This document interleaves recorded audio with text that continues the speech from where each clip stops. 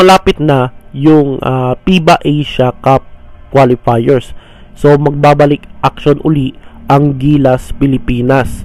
At ang makakatapat nila ay ang New Zealand at Hong Kong. So maunang game nila versus New Zealand sa darating na November 21 at Hong Kong sa November 24, 7:30 PM dyan sa Mall of Asia Arena.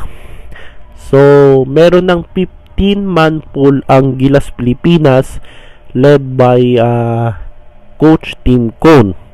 So sino kaya yung 15-man pool ng Gilas Pilipinas para sa FIBA Asia Cup qualifiers? So ito yung listahan ng 15 player na sasabak dyan sa FIBA qualifiers. So ito si Japit Aguilar, Mason Amos, Justin Brownlee, EJ Edu, John Mark Pajardo, Angelo Kwame, Jamie Malonzo, Chris Newsom, Calvin Optana, si Jay Perez, Kevin Kiambao, Dwight Ramos, Kai Soto, Carl Tamayo at Scotty Thompson.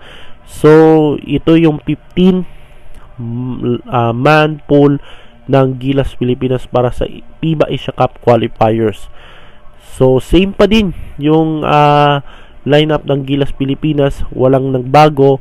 Ito yung lineup din nila nung nakaraang Olympic qualifiers. So good luck dito sa ating Gilas Pilipinas. Kailangan nila ng suporta at dasal, at alam ko kaya nila yan, kaya nila yung Hong Kong at New Zealand. So good luck dito sa Gilas Pilipinas at maraming salamat sa mga manunood at paki-subscribe ang aking channel. So hanggang sa susunod na next video.